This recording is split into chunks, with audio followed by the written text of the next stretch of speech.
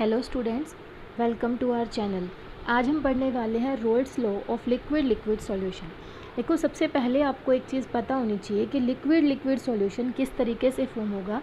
तो यहाँ पे हमारे पास लिक्विड ही सॉल्यूट होगा और लिक्विड ही हमारे पास क्या होगा, सॉल्वेंट।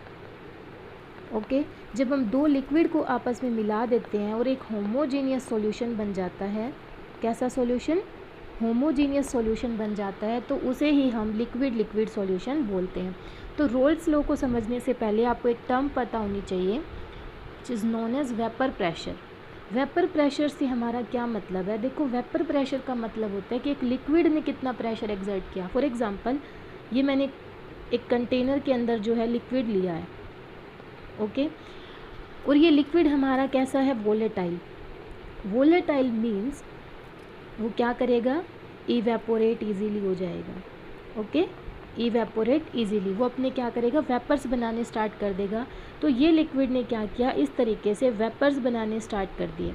अब मैंने क्या किया, इस कंटेनर को ऊपर से ब्लॉक कर दिया। ठीक है, अब क्या होगा, कुछ टाइम के बाद में ये जो वेपर्स है हमारे कूल डाउन होने स्टार्ट हो जाएंगे, ये वापस सॉल्यूशन में आएंगे और सॉल्यूशन से वापस जो हमारे वेपर्स बनने लग जाएंगे। तो एक इक्विलिब्रियम जनरेट हो जाएगा वहाँ पर। और उस इक्विलिब्रियम पे देखो, जैसे हमने वाटर लिया फॉर एग्जांपल, तो वाटर लिक्विड से गैस भी बन रहा है और गैस से हमारे पास लिक्विड भी बन रहा है। तो इस इक्विलिब्रियम के लिए अगर हम इक्विलिब्रियम कांस्टेंट निकालने चाहेंगे, तब क्या आएगा, pressure of H2O gas divide by pressure of H2O liquid, because product by में reactant is the formula of equilibrium constant. अब लिक्विड का प्रेशर हमारे पास होता है 1, तो ये किसके इक्वल आ गया, Kp, pressure of H2O gas only. Okay, this is our partial pressure, कि हमारे लिक्विड ने कितना प्रेशर जनरेट किया है उस कंटेनर के अंदर। ओके, और it depends only on nature and temperature of liquid. For example, nature पे किस तरीके से डिपेंड करता है, अगर हमारा कोई भी जो सॉल्यूशन है या कोई लिक्विड है वो अगर वॉलेटाइल नहीं है तो ईजिली इवेपोरेट नहीं होगा। इवेपोरेट नहीं होगा तो ईजिली वेपर्स नहीं बन पाएंगे, और वेपर्स नहीं बन पाएंगे तो डायरेक्टली जो हमारा वेपर प्रेशर है वो भी क्या हो जाएगा, डिक्रीज़ हो जाएगा। और टेम्परेचर पे किस तरीके से वेरी करता है, फॉर एग्जांपल हम वाटर का एग्जांपल ले लेते हैं। वाटर अगर आपने देखा होगा, अगर आप सनलाइट में रखते हो, सनलाइट में अगर आप वाटर को रखते हो तो क्या होता है, बहुत ज़्यादा टाइम लगाता है ये इवेपोरेट होने में। लेकिन अगर इसी लिक्विड को मैं रख दूं बर्नर के ऊपर, फायर, तो ये बहुत जल्दी जल्दी जो है वो इवेपोरेट होने लग जाएगा। तो इसका मतलब क्या हुआ, जितना ज़्यादा हम टेम्परेचर बढ़ाएंगे हमारे लिक्विड के अंदर जो फोर्स है वो ब्रेक होने लग जाएगी और हमारा वेपर प्रेशर उस टाइम पे क्या हो जाएगा, इंक्रीज़। उस टाइम पे वेपर प्रेशर क्या हो जाएगा, इंक्रीज़ हो जाएगा। तो this is all about vapour pressure. इस टर्म का यूज़ जो है हम रोल्स लॉ के डेफिनेशन में करेंगे, तो आपको इतना पता होना चाहिए। Okay, let's move to Raoult's law. For a solution of volatile liquid the partial pressure, अब देखो पार्शियल प्रेशर का मतलब आपको समझ आ रहा है कि उस लिक्विड ने कितना प्रेशर एक्सर्ट किया है, of each component in the solution is directly proportional to its mole fraction। देखो, सिमिलर टू हेनरी लॉ के इक्वल कहीं आपको देखो ये डेफिनेशन नज़र आ रही होगी।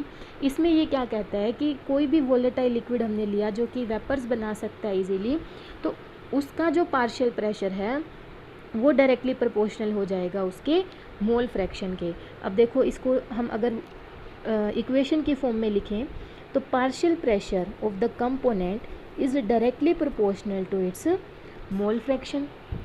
अब यहाँ पे देखो, जब हम इस कांस्टेंट को प्रोपोर्शनैलिटी साइन को हटाते हैं तो equal to and constant term आती है। ओके, और वो कांस्टेंट टर्म यहाँ पर आ जाएगी पी नोट। क्या आ जाएगी, P naught. P is equal to the partial pressure in solution and P naught is the partial pressure of pure liquid। देखो, इन दोनों में क्या डिफरेंस है, एक मैंने कहा है कि प्रेशर इन सॉल्यूशन एंड एक मैंने कहा है प्रेशर इन प्योर लिक्विड। अब देखो, फॉर एग्जांपल यहाँ पे मेरे पास कोई भी प्योर लिक्विड है, उसका जितना पार्शियल प्रेशर हमारे पास जनरेट हो रहा है, क्या वो बिल्कुल सेम होगा जब मैंने उसके अंदर कोई और लिक्विड मिक्स कर दिया? मान लो मैंने कोई 2 लिक्विड मिक्स कर दिए हैं A प्लस B, तो इसका जो पार्शियल प्रेशर इंडिविजुअल का आना चाहिए था वो कहीं ना कहीं इस एक अनदर लिक्विड के डिज़ोल्व करने से हमारे पास क्या आ जाएगा, चेंज आ जाएगा, स्लाइटली हायर और स्लाइटली लोअर देन दैट। तो हमें उसको क्या रिप्रेजेंट करना पड़ेगा, P से रिप्रेजेंट करना पड़ेगा। So this is our equation कि partial pressure is equal to P nought into में x is the mole fraction. Let's take 2 liquid A and B and we mix together to form the liquid solution। तो partial pressure जो है A का कितना हो जाएगा हमारे पास, P nought into में mole fraction of A, this is equation named as 1। Now partial pressure of B हमारा कितना हो जाएगा, P nought of P nought of B into में mole fraction of B, this is our equation number 2।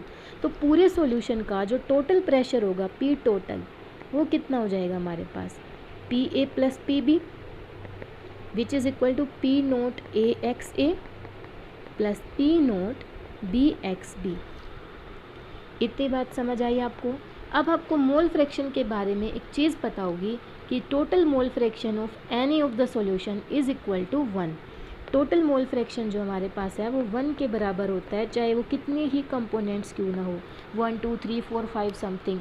तो अगर हम यहाँ से XA की वैल्यू निकालेंगे तो 1 माइनस XB आ जाए, कितना आ जाएगा, 1 माइनस XB, और इस इक्वेशन में हम पुट कर देंगे तो P टोटल कितना हो जाएगा हमारे पास, P नोट ऑफ A, और XA की वैल्यू कितनी आई, 1 minus XB plus P naught B into में XB। So P naught A minus P note XB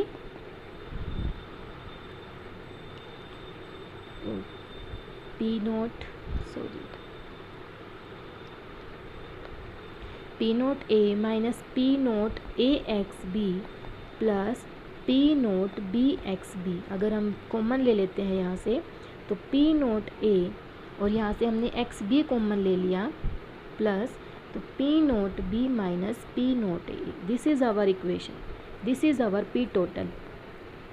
okay, अब देखो यहाँ पे हमने ग्राफिकली रिप्रेजेंट किया है कि हम इन पार्शियल प्रेशर को ग्राफ के अकॉर्डिंग समझते हैं कि दोनों के ऊपर क्या इफ़ेक्ट रहा होगा, क्या इफ़ेक्ट रहा होगा इनके ऊपर। So this is our partial pressure of A and these are the mole fraction which on x axis, represented on the x axis, and vapour pressure on y axis, vapour pressure on y axis.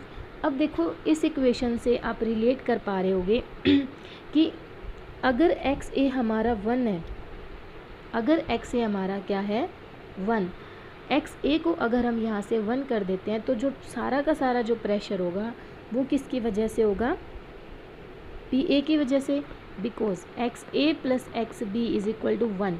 अब ये ही सारा 1 हो गया तो XB तो हमारा क्या रहा होगा, 0 रहा होगा। तो देखो ये 0 है। अब हमने क्या किया, XB को 1 कर दिया तो हमारा XA क्या रहा होगा, 0। दैट मीन्स ये दोनों एक दूसरे के क्या हैं, इन्वर्सली प्रोपोर्शनल,